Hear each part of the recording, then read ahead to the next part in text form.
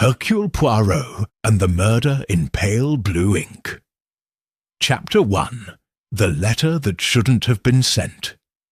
It began, as so many tragedies do, with a letter. A simple pale blue envelope was sealed carefully and addressed in a tidy hand. Miss Violet Marsh laid it down on the breakfast table with a tremor of uncertainty. The handwriting was unfamiliar, and the postmark was smudged. Yet there was something about the envelope, its odd stiffness perhaps, or the faintest scent of dried violets, that gave her pause. She was seated at the morning table in the drawing-room of Larkspur Hall, an austere Georgian house nestled in the hills above Dedham Vale. A late September mist rolled along the window-sills, and the low murmur of the wireless mingled with the clinking of china.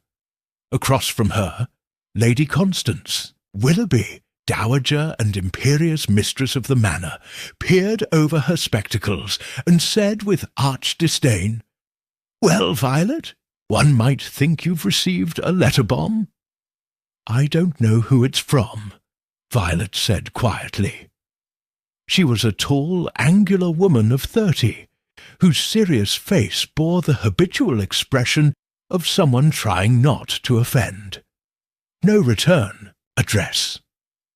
"Then don't open it," said Lady Constance crisply. "Anonymous letters are invariably vulgar." But Violet did open it, slowly. Her fingers were pale and slender, her movements precise. Inside was a single sheet of thick cream, paper. The handwriting was the same, fine, controlled, elegant in its way, but the words, once her eyes absorbed them, made her sit bolt upright. Lady Constance noticed. "Good heavens, girl, what is it?"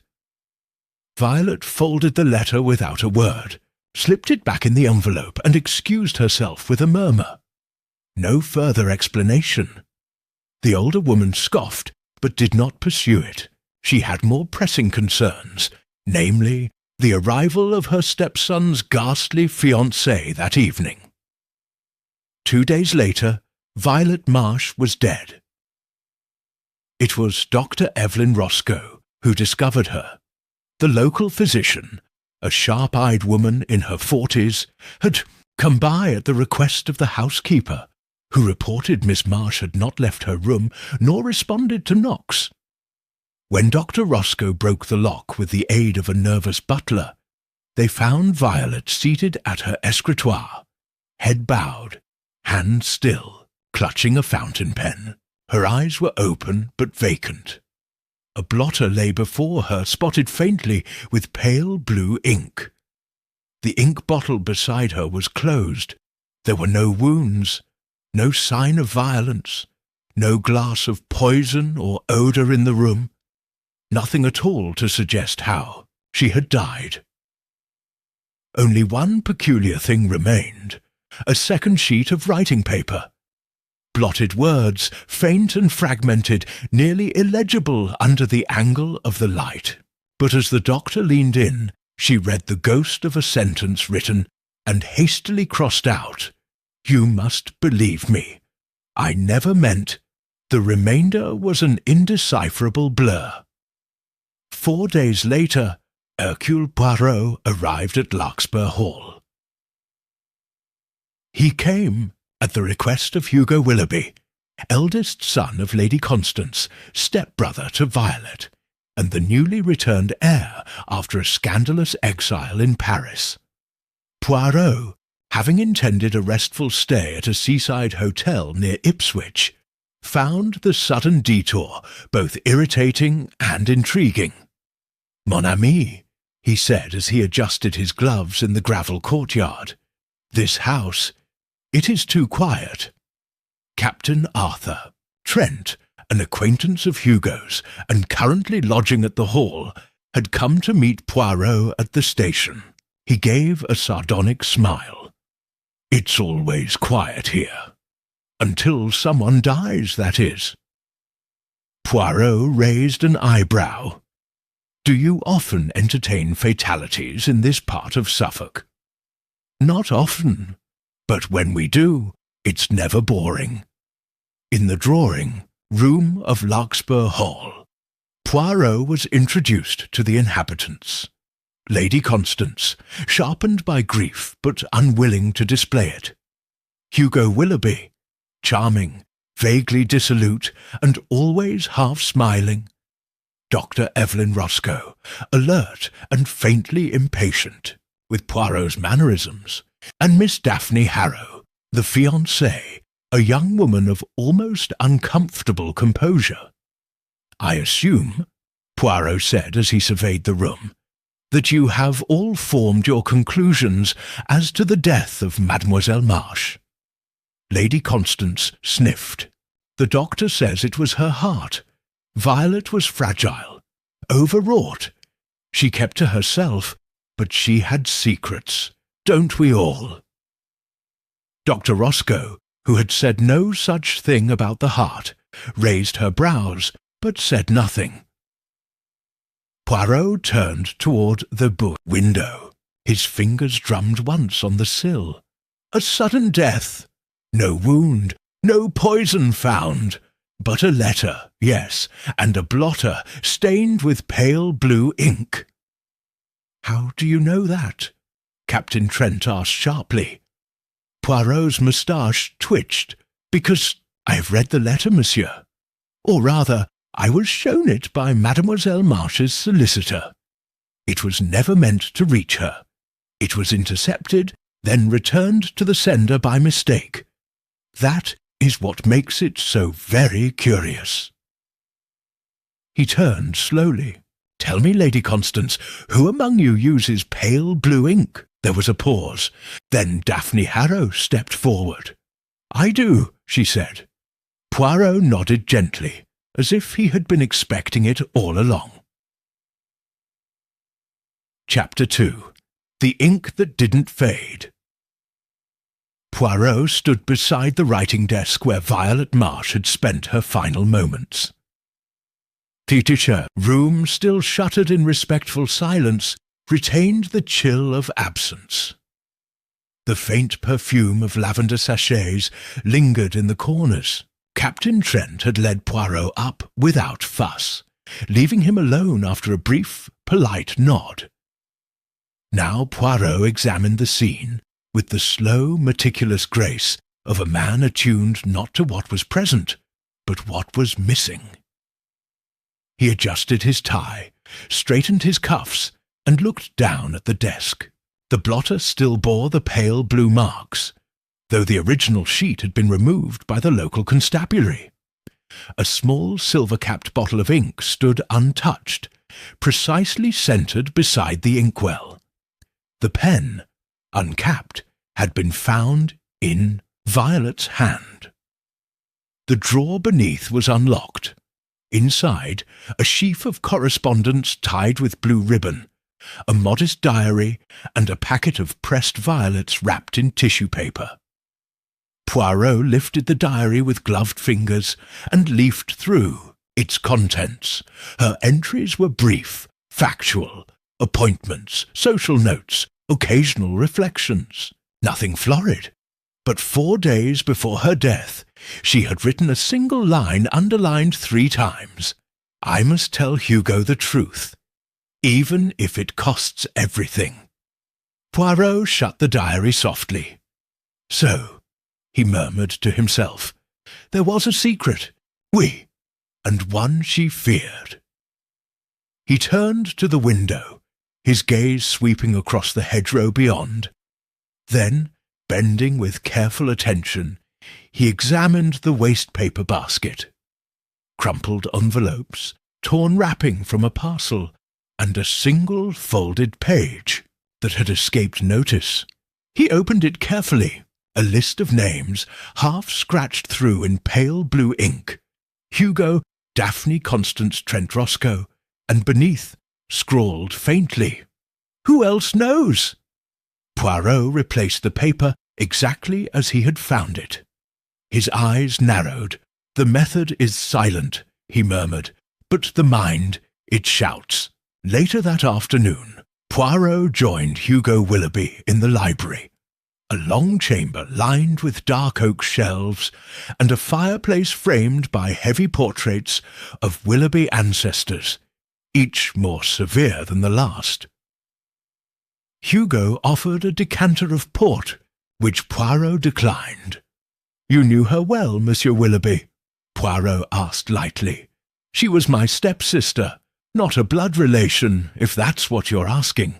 Poirot gave a polite smile. "And yet you invited me. You must think her death suspicious." "I think it's unnatural," Hugo said after a pause. "Violet was cautious, almost too cautious. She didn't drink, barely smoked, and, if you'll forgive me, led a rather dull life. She wouldn't have taken her own life. And if someone did this to her, I want to know who." Poirot inclined his head. "You said she received a letter. Intercepted?" "Yes. One was addressed to her, but was returned to the solicitor by mistake. They opened it, thinking it had been misfiled. When they realized what it was, they sent it back. Too late. And what did the letter contain?" Hugo hesitated. "A threat. Vague, but unmistakable. Something like, 'The past cannot be hidden forever. You know what you did.' No signature." Poirot's eyes sharpened. "And yet the ink was the same pale blue." "Exactly. There are few who use such ink. One, at least, has admitted so, Miss Harrow." Hugo shifted uncomfortably. "Daphne? It seems ridiculous. She barely knew Violet. And she has no reason." "Forgive me, monsieur," Poirot said softly, "but the motive is the thing that always hides last." Poirot requested interviews with each member of the household, beginning with Miss Daphne Harrow. She met him in the south parlour, where the waning sunlight gave her porcelain features a soft gleam. She was immaculately dressed in dove grey, her hands folded neatly in her lap. "You use pale blue ink?" Poirot began. "I do," she said without hesitation. "I've always preferred it. My father was fond of it too. Did you ever correspond with Mademoiselle Marsh?" "A few short notes, nothing of significance. I found her guarded." "Guarded how, mademoiselle?" "She was wary of people who asked too many questions." Poirot gave a slow nod. "Did you know she kept a diary?" Daphne smiled faintly.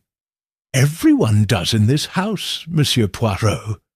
They just don't all admit it. Did you ever see her write in it?" "Only once, after a dinner, about 2 weeks ago. She left the room early and went up to her chamber. I followed not long after and saw the light under her door. I assumed she was writing." "Did anything of consequence happen at that dinner?" Daphne hesitated. Lady Constance had commented something about the inheritance, that Violet wouldn't have to worry for long. It was offhand, but Violet looked pale afterward. Poirot leaned forward slightly. "Inheritance?" "Yes. Lady Constance is not immortal. Violet was next in line until Hugo returned." Poirot's brow lifted. "So Violet's future changed with Hugo's reappearance?" "Drastically. And how did she feel about your engagement to him?" Daphne folded her arms. "She said very little. But I always thought she disliked me. I never understood why." Poirot stood, bowing his head slightly. "You are very honest, mademoiselle. Shouldn't I be?" He gave a small smile. "The innocent often are, the guilty sometimes more so." As he exited the parlour, Poirot's eyes fell upon the umbrella stand near the door. Among the neatly arranged walking, Sticks and parasols was a single cane with a silver fox's head. He bent to inspect it, brushing away a fleck of dust. Then, softly to himself, he said, "Mais non, this does not belong to any lady." He turned and made his way to the next interview. Chapter 3. The cane in the wrong corner Poirot's next encounter took him to the sunroom, a warm extension of Larkspur Hall, where Lady Constance held court each afternoon with the assurance of a duchess and the tact of a fencing master. She was seated beneath a potted fern, a fringed shawl draped over her shoulders and a copy of Country Life folded on her lap. Her grey hair was set in perfect waves, and her sharp eyes watched Poirot approach with the air of a woman unconvinced by foreigners, especially well-dressed ones with opinions. "I suppose you wish to interrogate me, Monsieur Poirot?" she said without looking up. Poirot inclined his head politely. "I do not interrogate, madam. I inquire, with courtesy." Lady Constance gave a tight smile. "Courtesy is overrated. Truth rarely arrives wearing gloves." Poirot took a seat across from her. "Then I shall not waste time. Did you know that Violet Marsh was concerned about her position in the house?" "She was sensitive," said Lady Constance briskly, "and overly self-important. I gave her a home when her father died, my late husband's child, by his first wife. She lived comfortably here, but she did not inherit the Willoughby blood. That counts for something, Monsieur Poirot." "And yet she expected to inherit the estate. There was a time, yes, before Hugo returned. She lifted her teacup, but expectations are dangerous things. I dare say Violet took the change hard." Poirot steepled his fingers. "Do you believe she took her own life?" Lady Constance met his gaze squarely. "I don't believe in dramatics. I believe in consequences. Violet had secrets. She was not so innocent as she appeared." "Then you do not grieve her, madam?" Cup paused mid-air. "I grieve decorously. I am English." Poirot's moustache twitched. "And the letter she received, do you know who sent it?" "I don't, but I know its type. Blackmail, guilt, fear. There's a great deal of that. In families like mine, we simply use different words for it." Poirot let the silence settle before asking gently, "You have not noticed a missing cane, perhaps? Silver-handled, fox's head." Lady Constance blinked. "That sounds like Arthur Trent's. He brought it with him, I'm sure. Always did. Have a touch of vanity. Claims it's Edwardian silver, but I suspect it's theatrical." "And where is Captain Trent now?" "In the billiard-room, no doubt miscuing and pretending not to care." Poirot stood. "Merci, madame. You have given me much to reflect upon." Lady Constance gave a dismissive wave. "You Belgians do love your reflection."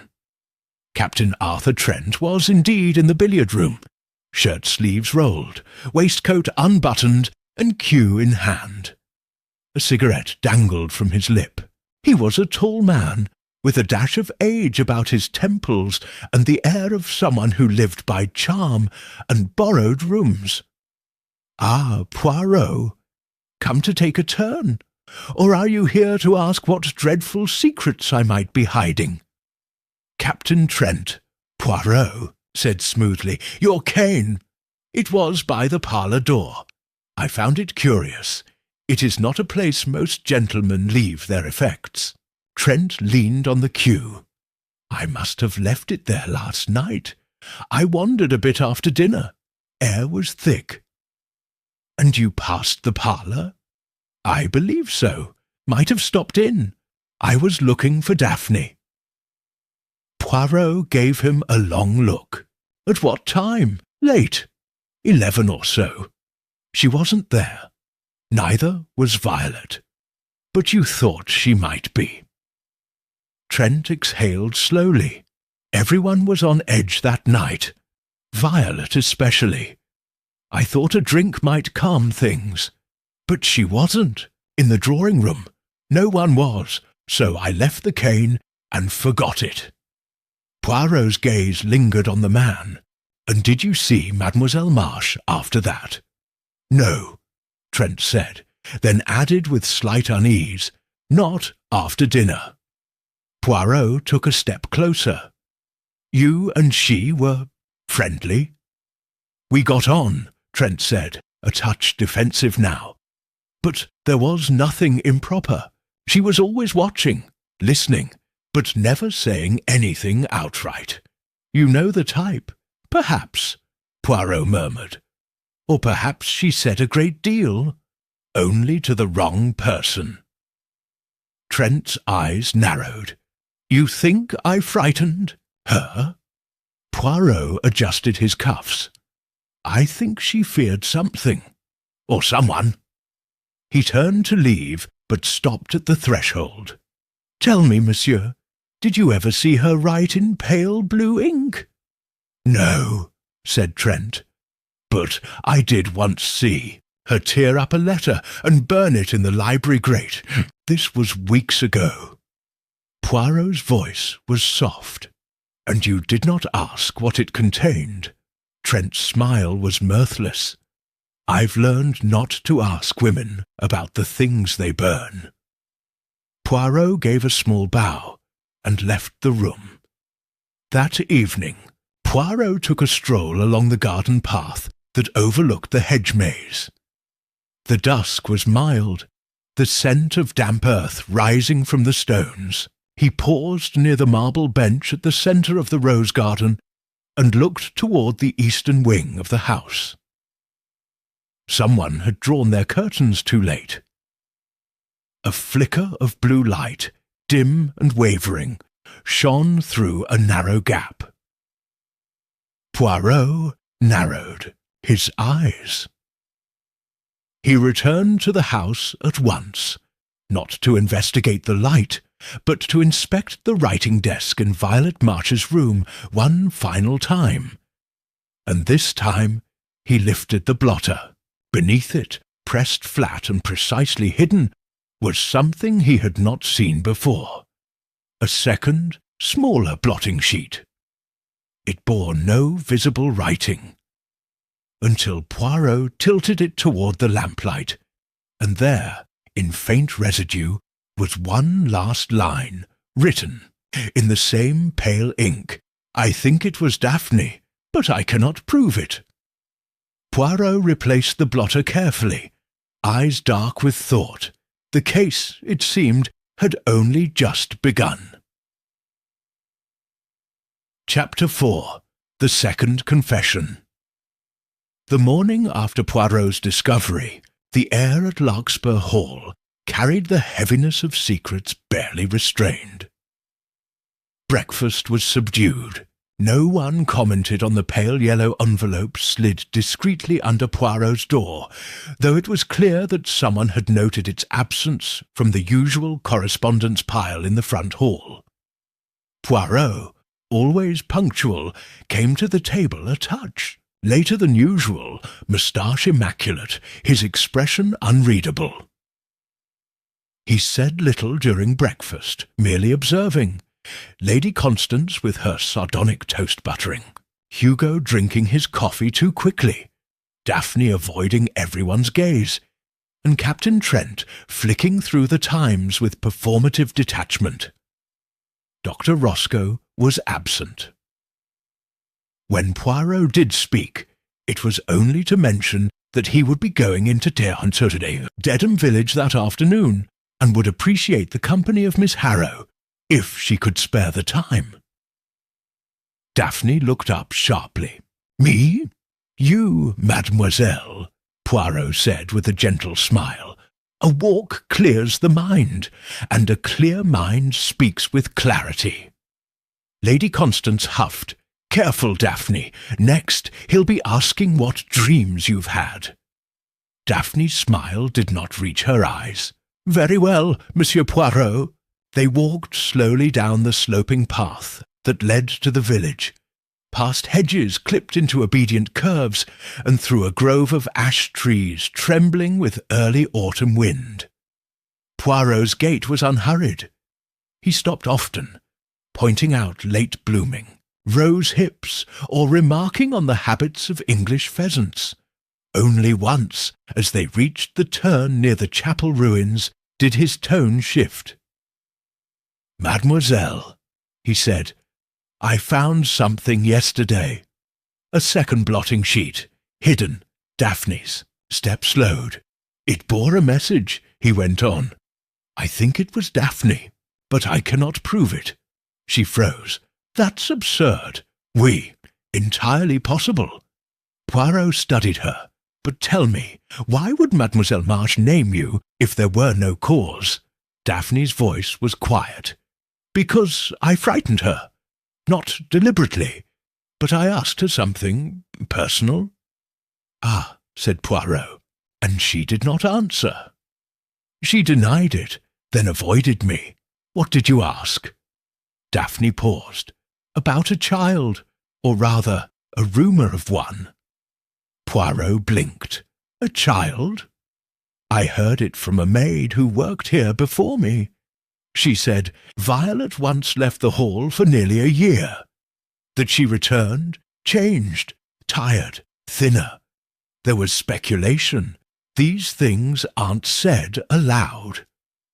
"And your question angered her?" "It terrified her," Daphne said. "She said, 'There are things you should not dig up, Miss Harrow, not if you want peace.' And then she walked away." Poirot was silent for a moment. "So, we have a letter that warns of the past, a rumour of a hidden child, and Mademoiselle Marsh's fear of you, not because of who you are, but because of what you suspected." Daphne's tone sharpened. "You think I killed her?" "I think," Poirot said delicately, "that your name was written by someone who feared you. That is not the same thing as guilt. But, mademoiselle, truth casts a long shadow." They returned to the hall in silence. Later that afternoon, Dr. Roscoe arrived in the drawing-room at Poirot's request. She was, as always, neatly dressed in a navy coat, her dark hair pinned up, her doctor's bag still in hand. "You've come from a patient?" Poirot asked politely. "From the village," she replied. "A child with croup." He motioned to the chair opposite him. "You are a very capable woman, Dr. Roscoe. May I ask, what was your relationship with Miss Marsh?" Roscoe settled into the chair. "Professional, occasionally social. We played chess now and then. She was difficult to know. Always observant, always quiet. Rarely let anyone see her. Whole self." Poirot nodded. "You examined her body, and you found no obvious cause of death?" "None. Her heart showed no signs of failure. There was no residue in the lungs or stomach, no sign of poison in the usual tests. It was as if her body simply stopped, and you believe that natural?" Dr. Roscoe hesitated. "No, but I have no medical explanation, and no evidence. Permit me a theory, madam.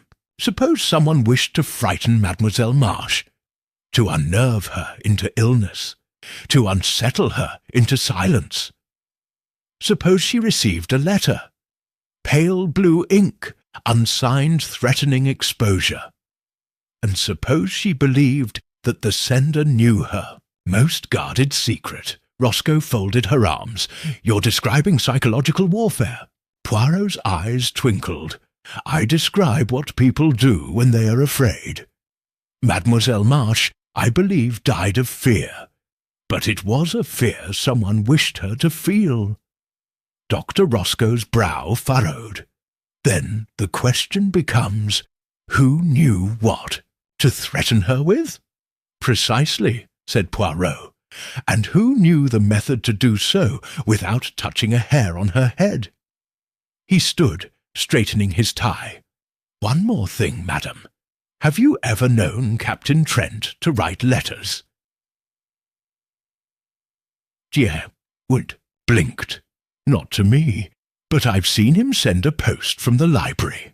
He uses a peculiar flourish in his capital T's. Why? Poirot smiled faintly. I believe it is time I examined the post-box. And with that, he walked toward the corridor with purpose. His little grey cells stirred into full pursuit. Chapter 5. The post-box and the portrait Poirot stood before the carved walnut post-box in the west corridor of Larkspur Hall, a modest feature often ignored by guests and staff alike. It was built discreetly into the panelling between a sideboard and a faded oil painting of Lord Willoughby, stern-faced and moustached. The box bore a brass slot labelled Outgoing Correspondence, and a small locked compartment below for post to be collected by the estate's courier every morning at 8:30. But what caught Poirot's attention was not the slot. It was the faint smudge just beneath it, a fingerprint, wiped but not thoroughly. Poirot produced a handkerchief and dabbed at it gently, then examined the corner of the panelling. A faint scratch. He stepped back. The box had been tampered with, carefully, perhaps only once, and not by a professional, but enough to allow someone with the right leverage to retrieve a letter after it had already been posted. Poirot turned on his heel and walked briskly down the corridor to the library, where Hugo Willoughby was idling over a travelogue and a cup of tea laced, Poirot had learned, with something rather stronger. "May I speak with you privately, monsieur?" Poirot asked. Hugo glanced up. "Of course, unless you've come to suggest I poisoned Violet through telepathy, in which case I'd recommend stronger brandy." Poirot ignored the jest. "You are the master of the house, n'est-ce pas? Even Lady Constance defers to you now that your father's will has been settled." "Technically," Hugo replied, "though my mother hasn't relinquished her iron grip just yet." "Then you have access to the keys for the post-box?" "I do." "Why?" Poirot took the armchair opposite him. "Tell me, on the morning Miss Marsh died, did you collect the post yourself?" "No, the housekeeper did. I rarely involve myself in such things. Yet someone used the box after it was closed. A letter was retrieved." Hugo's expression darkened. "You think someone sent her the threatening letter, then tried to remove the evidence?" Poirot nodded. "A letter in pale blue ink, possibly with the unique capital T's that belong to a certain gentleman of leisure." "You mean Trent?" "I mean Captain Arthur Trent, yes, who, I am told, uses the library to write his correspondence, and who, according to Dr. Roscoe, has a rather theatrical hand." Hugo frowned. "I never trusted him. Too smooth, too practised, and always watching Daphne." Poirot raised an eyebrow. "You are jealous, perhaps?" A half-smile. "Possibly, but I don't think he killed her, if that's what you're saying. I think he saw something, or knows something." Poirot tapped the edge of his cane against the floor. "He may be both witness and misdirected. Tell me, was Violet ever in love with him?" "No," Hugo said quickly. "She admired him once, I think. But Violet didn't fall easily, and certainly not for men like Trent. Then who did she fall for?" Poirot asked softly. There was a pause. You think she had a lover? I think, said Poirot, that a child does not come from rumour alone. That evening, Poirot requested permission to inspect the family's portrait gallery. Lady Constance granted it with a sigh and a wave, claiming she never went in any more. Too many dead eyes watching.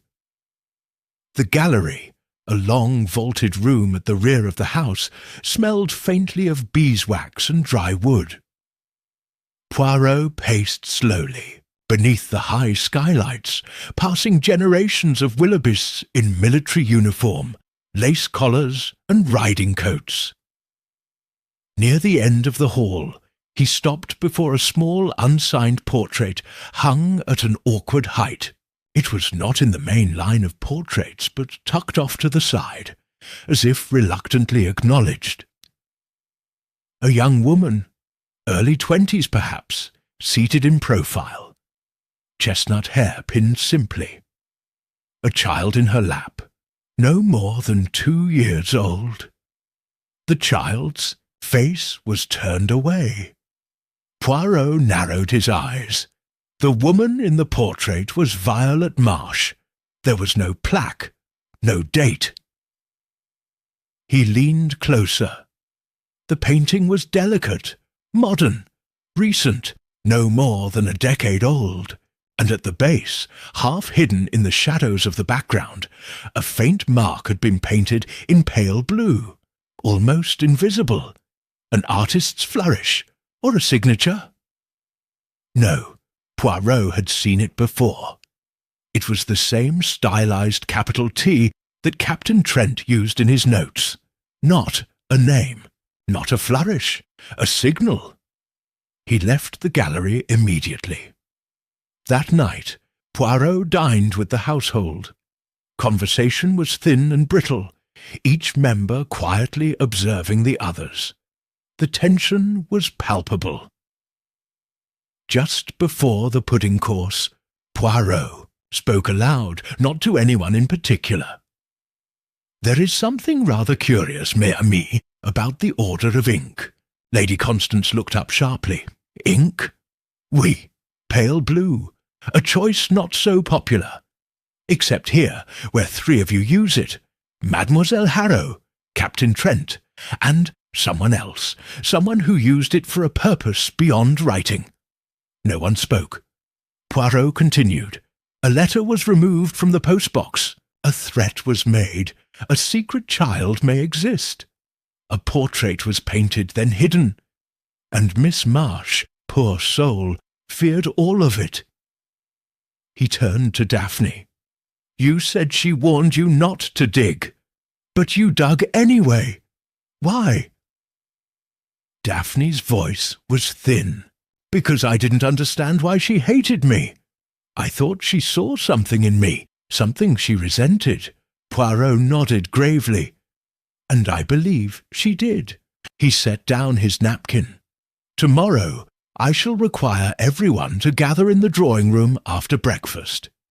He rose, straightening his jacket. For in this house of silence, too many have whispered, but none have listened. And with that, Hercule Poirot departed the table. Chapter 6. The Daughter of Silence. The morning air at Larkspur Hall carried a metallic sharpness, as though the very atmosphere anticipated revelation. The household assembled in the drawing-room just after 9, their movements precise, their silences more revealing than words. Poirot arrived last, impeccably groomed, a slim leather folder in hand. The heavy curtains were half drawn, casting slatted shadows across the Aubusson carpet. The chairs had been arranged deliberately, as though for a play, a stage upon which each player might be observed and weighed. Poirot gestured for everyone to be seated. Lady Constance chose her usual chair by the fireplace, expression carved from stone. Hugo lounged, legs crossed, watching Daphne with the idle calculation of, a man who no longer trusted anyone. Daphne sat near the window, spine straight, hands folded. Dr. Roscoe stood, arms crossed, while Captain Trent leaned against the piano, arms relaxed but eyes alert. Poirot cleared his throat. "Mesdames et messieurs," he began, "when a woman, such as Mademoiselle Violet Marsh, dies unexpectedly and without visible cause, it is very tempting to declare it a matter of the heart, natural, unfortunate, and discreet." He paused, his gaze sweeping the room. But Violet did not die of the heart. She died of fear, of anticipation, of the past returning with pale blue ink. No one spoke. Poirot went on. The letter she received, unsigned, unaddressed, was written in a hand bearing a very distinctive capital T. The same T I have now traced to two places. One, on a discarded envelope in the library's waste bin, and two, hidden within a small portrait in the gallery. He turned toward Trent. "Captain Trent, you are not an artist by profession, yet you painted Miss Marsh, did you not?" Trent's smile faltered. "Years ago. We were close, briefly. You signed it with your private cipher.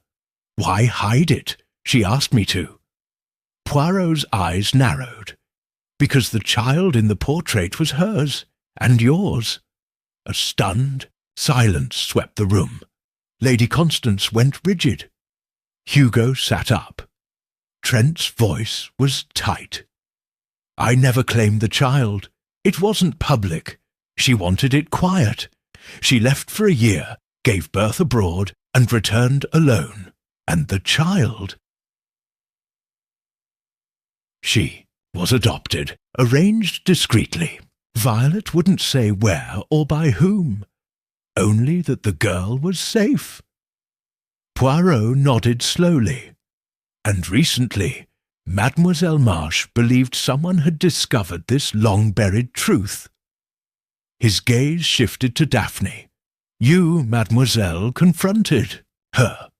Unwittingly, perhaps. But in asking about the missing year, you pressed on a wound she had long kept hidden." Daphne's voice was quiet. "I didn't know." "No, but you resembled someone.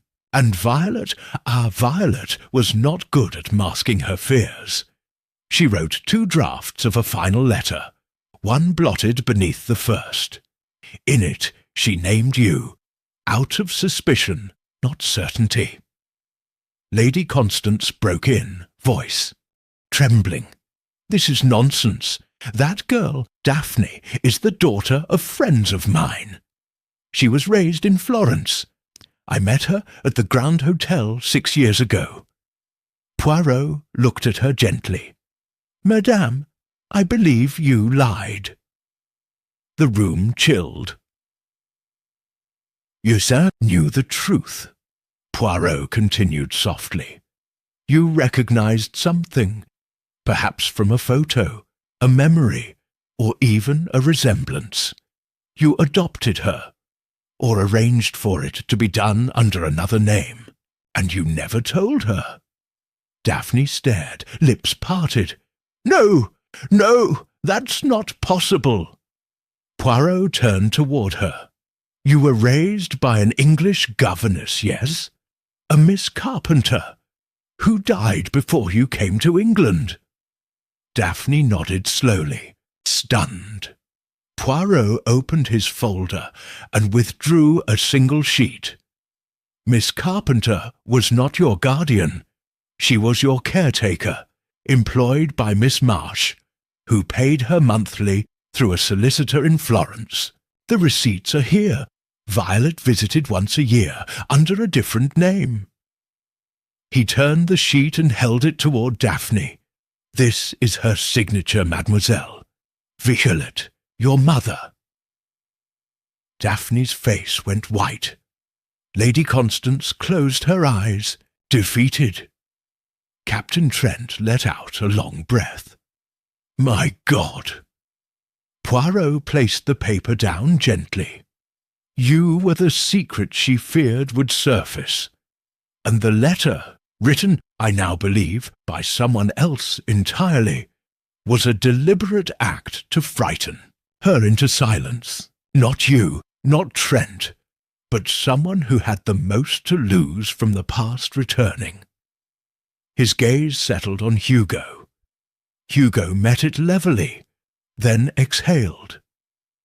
She threatened to change her will, to give Daphne the inheritance. I told her it was madness, that it would ruin the family. Poirot nodded gravely. So you wrote the letter, not intending to kill, but to scare. But Violet's nerves were already strained. You miscalculated. Hugo looked away. I didn't think she'd die. Poirot said softly, It is always the small cruelty that becomes the fatal one. No, one spoke. Daphne sat frozen in her chair, a storm of grief and confusion clouding her face. Poirot stepped back. The little leather folder closed once more. The truth, mes amis, does not always come with punishment, but it always comes. And as he turned to leave the drawing-room, Poirot's expression was solemn. The family behind him would never be the same. Chapter 7. A Legacy Rewritten. The drawing-room remained silent long after Poirot's departure. The air was thick with disbelief, sorrow, and the slow erosion of lies that had stood too long. Daphne still sat motionless, the paper in her hand trembling slightly, eyes fixed on nothing. Lady Constance had retreated to the corner of the room, her face unreadable, lips pressed tightly together.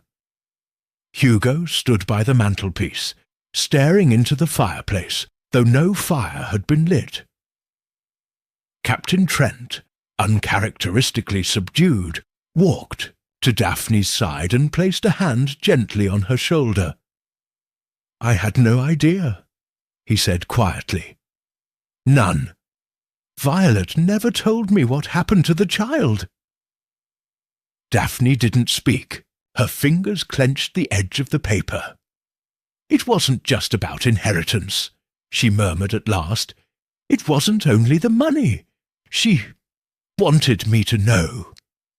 Dr. Roscoe entered a moment later, having heard fragments of the confrontation from the corridor. She moved with professional calm, but there was something in her expression that belied her usual reserve. I imagine Monsieur Poirot has delivered his conclusion, she said. Hugo turned sharply. Is that all it is to you? A conclusion? My sister is dead. He faltered. I didn't want this. Roscoe regarded him evenly. Intent does not absolve effect. He looked away, jaw tight. Poirot returned not long after, as quietly as he had left. He carried a small envelope. Forgive the interruption, mes amis, he said gently.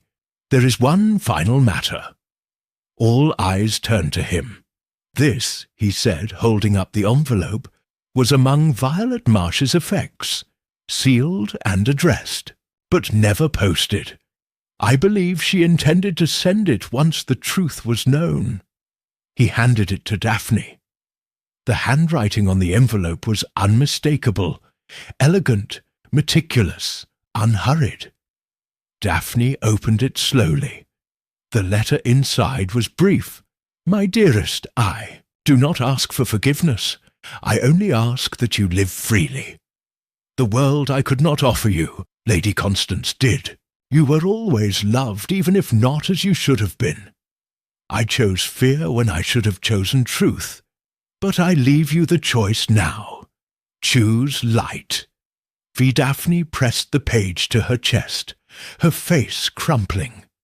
Not tears, not yet, but something deeper. Something older, a knot uncoiled inside her. Poirot placed a hand over his heart and stepped back. "There is a matter of the will," Lady Constance said suddenly, voice tight but steady. Everyone looked at her. "I spoke to Violet 3 days before her death," she continued. "She told me she intended to rewrite it, to include Daphne entirely." Hugo stiffened. "She asked me if I would contest it," Lady Constance added. "I told her no. I told her I was tired of secrets." Her eyes met Daphne's. "I knew who you were the moment I saw you at the hotel. You were the image of Violet at that age. I thought it was fate. I took it as a sign." Poirot gave a small, respectful nod. "Madame, I commend your honesty.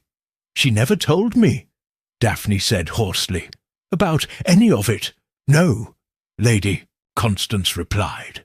"But perhaps she left it for you to discover in your own time, and in your way." Poirot stepped to the window. Outside, the morning mist had begun to lift, revealing the hedgerows and the distant village path.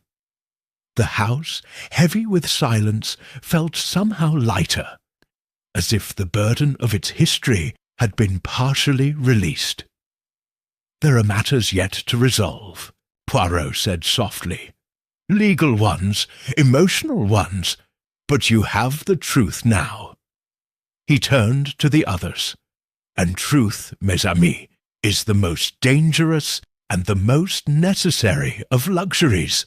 Trent, still by the piano, exhaled. "You think she died of fear alone?" Poirot's gaze was firm. "Yes, because fear, Captain Trent, can be as potent as any poison. When one lives with it too long, the body forgets how to live at all." No one disagreed. He turned to the centre of the room. "Miss Harrow, mademoiselle, you may have lost a mother, but you have gained a past. How you build from that is your decision. But I believe you have inherited something greater than property." She looked up at him. "What's that?" Poirot's eyes gleamed. "A chance to begin again, and not in silence." He walked toward the door, taking his hat from the table. As he exited, he glanced back once and said simply, "I shall have my bag sent for. The train to London leaves at 3, and I believe this case, at last, is closed." With that, Hercule Poirot departed Larkspur Hall, leaving behind not a crime scene, but a family learning, finally, how to speak the truth aloud. Chapter 8. Silence. That remained Poirot's departure left Larkspur Hall in a fragile quiet, a quiet no longer born of secrets, but of fatigue. The truth had been spoken aloud, but it had not yet been absorbed. Lady Constance returned to her rooms early that afternoon, claiming fatigue, though her measured footsteps revealed more composure than grief. Captain Trent disappeared into the orchard walk, a cigarette smouldering between his fingers and a distant look in his eyes. Hugo lingered in the library, his back to the window, a glass of brandy untouched on the table beside him. Daphne sat alone in the rose garden, the sealed letter from Violet, her mother, resting in her lap. The roses were dying now, petals bruised and pale, the end of the season hastening their fall. Autumn had come quickly to Suffolk. Dr. Roscoe found her there near dusk. "May I?" she asked. Daphne nodded, and the doctor sat beside her, on the stone bench, careful not to disturb the folded letter between them. "I delivered you once, you know," Roscoe said quietly. Daphne looked at her. "What?" The doctor smiled thinly. "Florence, private clinic. I was doing a year of continental placement. Violet Marsh had come under an assumed name, but she insisted on speaking English with me. We spent a long night together. She didn't cry when you were born, just held you. And when the nurse reached out to take you, she refused. She kept you through the night, then left without a word by morning. Daphne stared. You remembered? I remember all my patients, but some never leave you. She paused. When you arrived at the hall this year, I saw her face in yours. Daphne was quiet for a long time. Then, finally, did she love me? Roscoe's eyes didn't waver. Completely. But she also feared what that love would cost. The two women sat in silence, the wind stirring the last of the rose petals around their feet. Upstairs, Poirot packed methodically. The valise was small, its contents as orderly as the mind that filled it. He polished his shoes one last time, ensuring no scuff would accompany him to London. As he fastened the final clasp, there was a soft knock at his door. It was Hugo. He looked older than he had that morning, or perhaps simply unmasked. I wanted to say, he began, then stopped. There's no way to apologize for what I did. No, Poirot said gently, there is not. I didn't mean to harm her. Poirot's voice was calm. No, monsieur, but intent is not a shield against consequence. You sent a letter designed to cause fear. You succeeded. Hugo looked down. And yet I walk free. For now, Poirot said. But fear not, monsieur. One never escapes their conscience. There was a pause. She was going to name Daphne her heir, Hugo said. That's what this was about, wasn't it? Poirot gave the faintest nod. She saw something in Daphne, a kind of hope. Hugo let out a breath. Then perhaps she was the better Willoughby after all. Poirot offered a wry smile. I believe she was the better Marsh. Hugo left without another word. At the train station in Dedham, Poirot sat in his compartment with the window cracked slightly, watching the countryside drift backward as the train began to move. The flatlands gave way to rolling hills, the trees thinning into autumnal skeletons. He sat motionless, fingertips pressed together, not with satisfaction, but with quiet contemplation. Across from him, an elderly woman in a travelling cape fumbled with her knitting. She glanced at him, then at the silence. "You're not from here, are you?" "I am Belgian," Poirot replied without looking up. "Ah," she said, nodding. "We don't get many mysteries in Dedham." Poirot allowed himself a small smile. "But you do," he said. "You simply call them misunderstandings." Back at Larkspur Hall, night descended. A few lights glowed behind drawn curtains, but most of the house was cloaked in shadow. In Violet Marsh's old room, the writing desk remained untouched. The fountain pen lay capped, the pale blue ink sealed tight in its bottle. On the mantel stood a new addition, the small portrait of Violet and her child, now reframed and placed upright. Daphne had brought it out of the gallery herself. She stood before it now, alone, her silhouette outlined by the lamplight.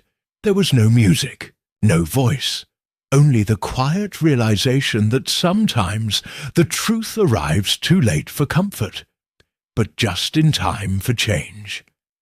And in the stillness of that moment, the silence finally felt earned. Chapter 9. The Will That Waited 3 Days Past. Poirot's absence was deeply felt, not in noise or bustle, but in the curious way his presence had subtly reordered the house. Without his questions, his observations, his quiet unravelling of threads, the inhabitants of Larkspur Hall found themselves navigating an uneasy calm, too honest to be peaceful. Daphne spent her mornings walking the grounds with deliberate aim, her journal always tucked under her IOM, though she never seemed to write in it. She ate alone, spoke rarely, and answered only when spoken to. But her stillness was no longer the guarded silence of a stranger. It was the dawning quiet of someone rebuilding from within. It was on the fourth morning, beneath a sky grey with autumn drizzle, that the solicitor arrived. Mr. Egerton was a tidy, owl-eyed man, with a trimmed white moustache and an air of perpetual apology. He was received in the library, where Lady Constance, Hugo, Daphne, and Dr. Roscoe had gathered by prior request. Captain Trent, noticeably absent, had left the hall the evening before, with a brief note and no forwarding address. Egerton cleared his throat. "As you know," he began, adjusting his spectacles, "Miss Violet Marsh had recently requested revisions to her will. However, the codicil she submitted was never signed. There were handwritten notes, all of which were discovered among her papers and corroborated by my memory of our last meeting 10 days before her death." Lady Constance gave a curt nod. "We are aware Miss Marsh intended to name Miss Daphne Harrow as the sole beneficiary of her estate and the principal heir of her portion of the Willoughby Trust." Hugo tensed, but said nothing. "Legally," Egerton continued, "that change cannot be enforced without a signature. However, the trustees of the Willoughby estate may interpret her intention with moral discretion. It falls to Lady Constance and Mr. Willoughby." Lady Constance's voice was dry, "So we may choose whether to honour the wishes of a dead woman." Egerton hesitated. "In essence, yes." A silence settled. Dr. Roscoe watched them both, arms folded, lips pursed. Then, softly, Daphne spoke. "I don't want the money." Heads turned to her. "I didn't come here to claim anything. I didn't know the truth. I didn't know her. I only want—" She paused. "I only want to understand who I was supposed to be." Lady Constance's expression shifted. Something softened almost imperceptibly. She rose slowly and moved to the sideboard, where a small locked box had stood untouched since Violet's death. She opened it with a brass key. Inside was a bundle of letters, yellowed, tied with ribbon, and a narrow velvet case. She handed both to Daphne. "These belonged to your mother," she said. "I kept them after she returned from Florence. She asked me to. I never read them. I think she hoped one day you would." Daphne accepted them with shaking hands. "And the inheritance?" Hugo asked flatly. Lady Constance glanced at him. "You still have the estate, the title, the legacy." Then, with finality, "I intend to divide my portion equally between you and Daphne." Hugo's lips parted. He might have argued, but something in his stepmother's tone quelled it. He gave a slow nod, the gesture of a man who had lost the appetite for dispute.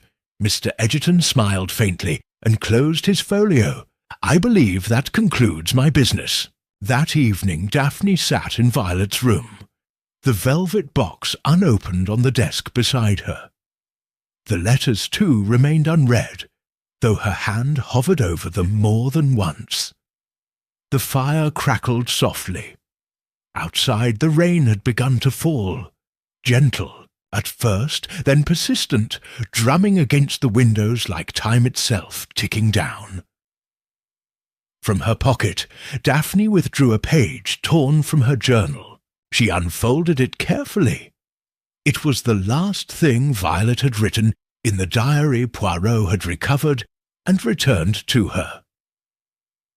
To see her walk through the garden and not speak, this is my punishment. My daughter and I share the same silence, but not the same reason. I loved her in the only way I dared.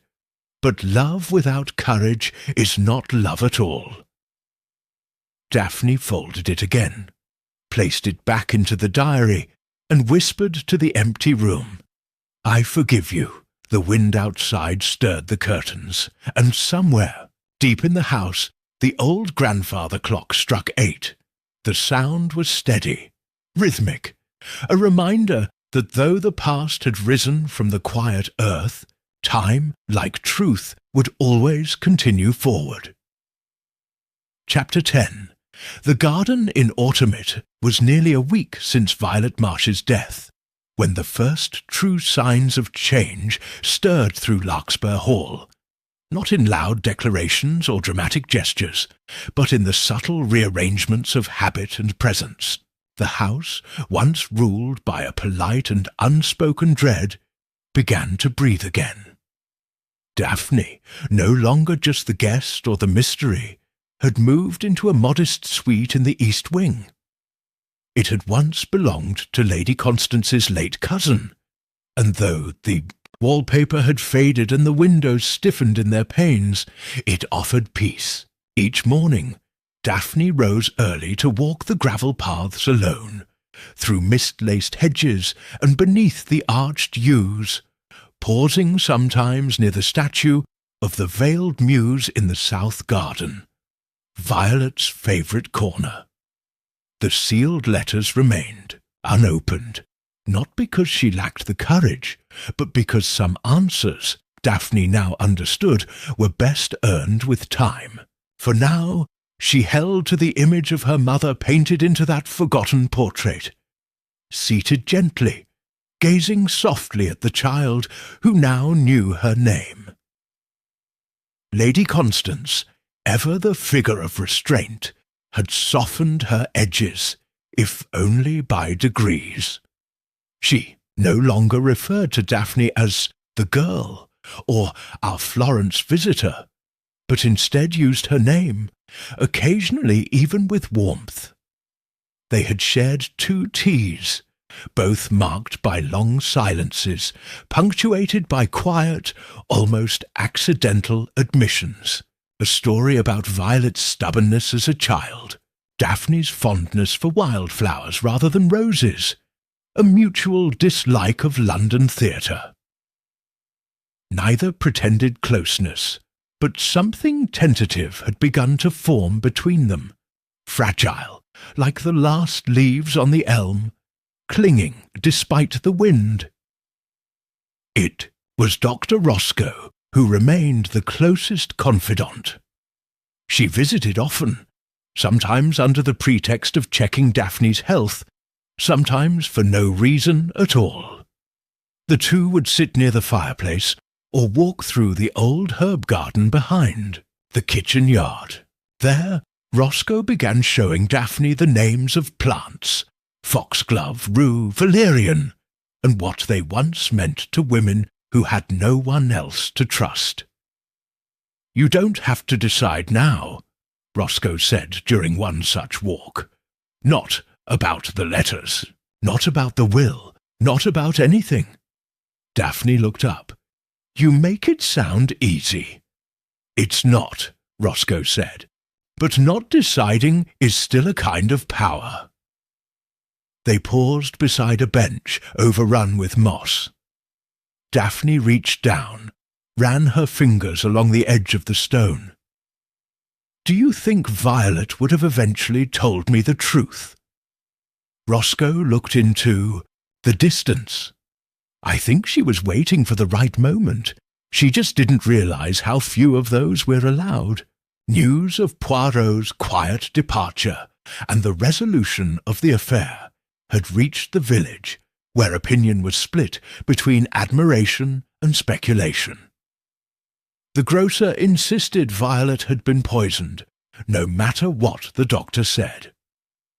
The postmaster was sure it had something to do with an old French lover. The housemaid's cousin swore she'd once seen Violet in the attic with a letter pressed to her lips. Larkspur Hall, however, remained silent on the matter. Hugo rarely left his study, now consumed with estate ledgers and the unfamiliar responsibilities of authority. Captain Trent's absence lingered in the halls like forgotten perfume. Occasionally remarked upon, never truly missed, his cane remained propped behind the library door, untouched, and Poirot, though gone, had left one last note behind. It arrived by post, addressed in neat script to Daphne Harrow, sealed in a heavy ivory envelope. She opened it under the great oak in the south garden. "Mademoiselle, the past is a locked room, and you now hold the key. I urge you, do not rush to open every door at once. Some truths require time to soften, as all things do in nature. I believe your mother loved you.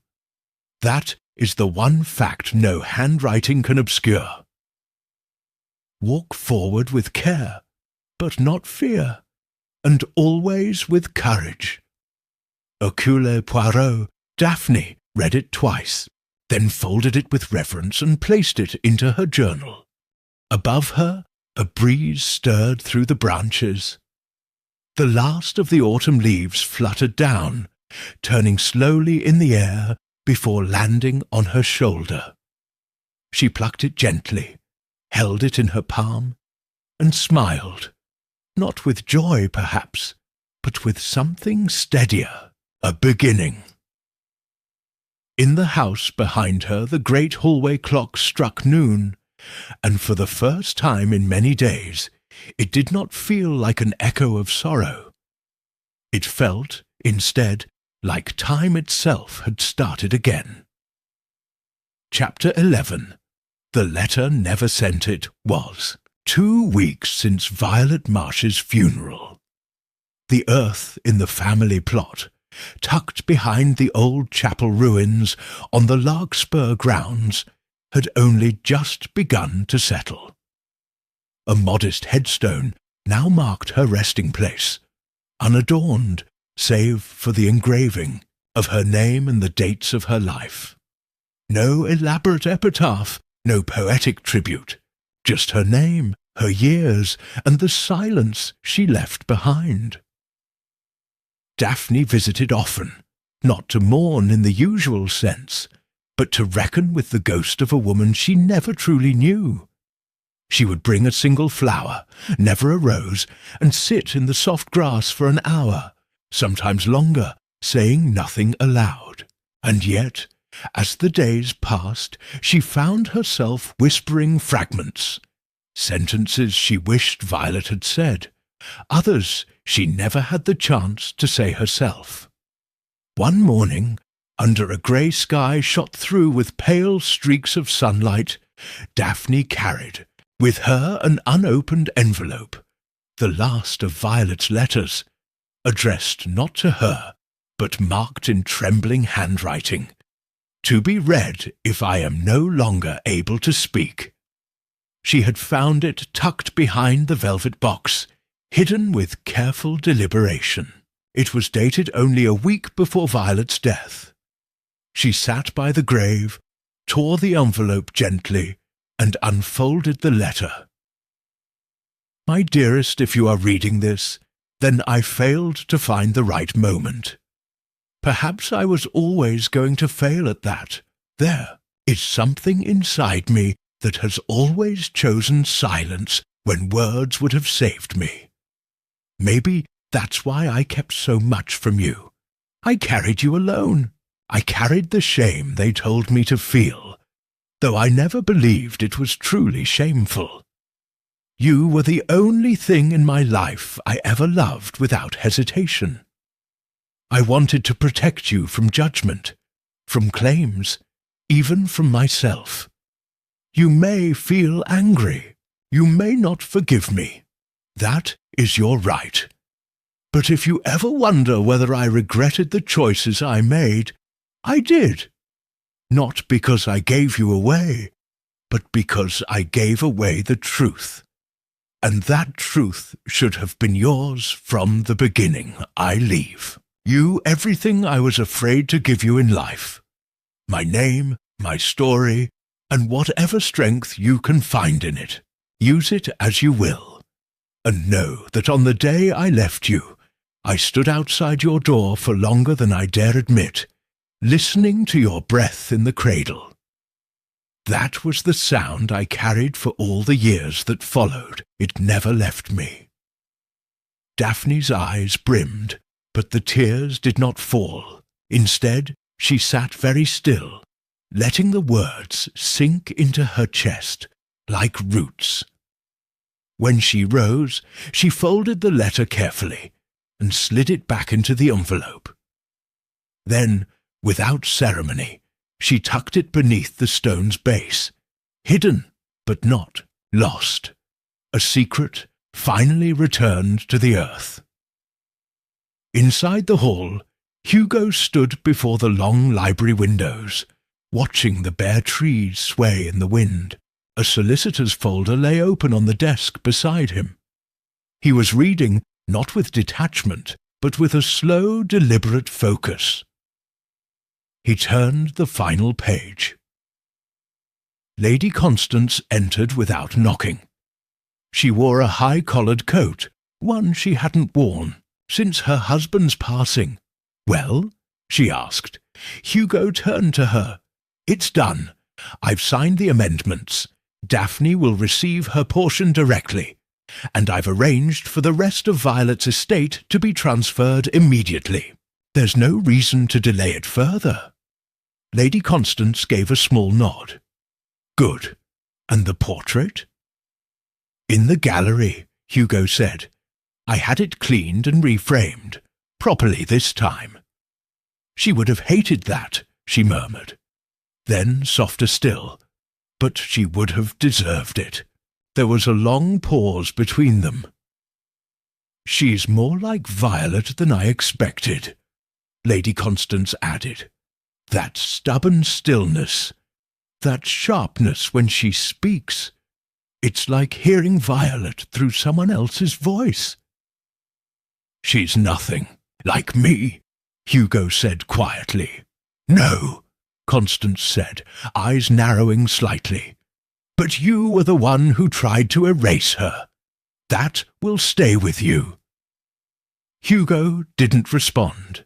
He returned to the window and the waning light outside. That evening, in the music room, long unused, Daphne opened the piano for the first time. The keys were ivory, a little cracked, and the strings had gone slightly out of tune. She pressed a note. It wavered. She tried another, then a chord, and slowly, uncertainly, a melody emerged, half remembered from childhood perhaps, or dreamt. Something fragile, halting, and undeniably hers. As the house settled around her, as the wind moved through, the trees and the old rooms exhaled their age. Daphne played into the quiet, not a requiem, not mourning, but something like memory finding its voice. And above, in Violet's empty chamber, the pale blue ink bottle still sat on the desk, sealed, untouched, and no longer needed. Chapter 12. The Order Restored. The days turned steadily colder at Larkspur Hall, the trees bare now, their branches casting skeletal shadows across the frozen lawns. Winter was coming early, as if nature itself wished to draw a veil over the events of that strange, subdued season.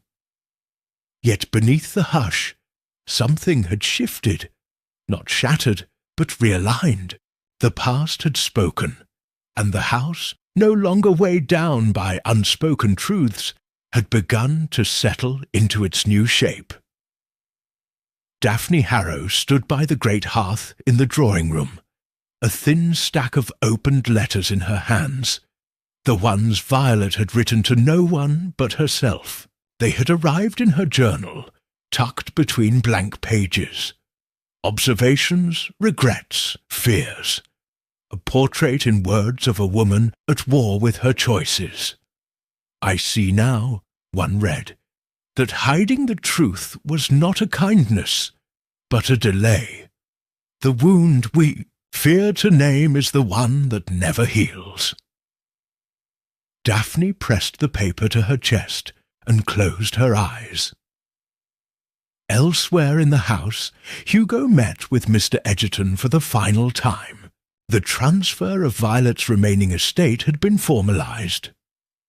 Her private accounts and remaining shares were passed on to Daphne without protest. Hugo offered no dramatic gestures, no impassioned apologies, only a quiet signature and a faint nod. A man beginning, perhaps, to make peace with the stain he could not remove. Lady Constance resumed her walks along the south-facing colonnade. Her posture, still regal, now bore a contemplative tilt. She had begun referring to Daphne in correspondence, not as guest or ward, but simply as my niece, a term understated, deliberate, and, for Constance, profound. But it was in London, in the discreet corner of Whitehaven Mansions, that Hercule Poirot sat with the final threads of the case laid neatly before him. A letter had arrived from Daphne, only the day before. It was written in a steady hand, firm yet graceful, and Poirot had read it 3 times. "Monsieur Poirot, you told me once that truth does not arrive all at once, that it unfolds in layers like the petals of a flower too long, kept from light. I believe I am beginning to understand that now. You did not give me back my mother, but you gave me the reason she had to disappear. That has made all the difference. The ink she used was pale, yes, but the words, those she left behind, were deep and indelible. Merci. Yours with respect, Daphne Poirot placed the letter beside his teacup and leaned back, fingers pressed lightly, together. There is something most profound, he murmured, in the silence that follows a truth well spoken. Hastings, seated nearby with a fresh copy of the Times, glanced up. "You're thinking about the Marsh case again, I take it." Poirot smiled faintly. "Ah, mon ami, but of course. It was not a case of murder, as you might expect. No blood, no dagger, no poison, and yet it was every bit a crime. You think Hugo will ever face the law?" "No," Poirot said quietly. "He will face something longer lasting, the slow, enduring justice of conscience. He sent a letter intending fear, and fear was what he achieved. But he will live with the knowledge that his words, not his hands, brought about her death.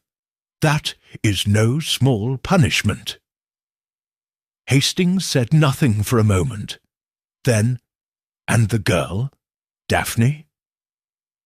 "She will grow," Poirot replied, "into a woman who understands precisely where she came from and who she wishes to be. That is what matters." He rose, straightening his tie, and walked to the window. Outside, the London streets bustled with late-season activity.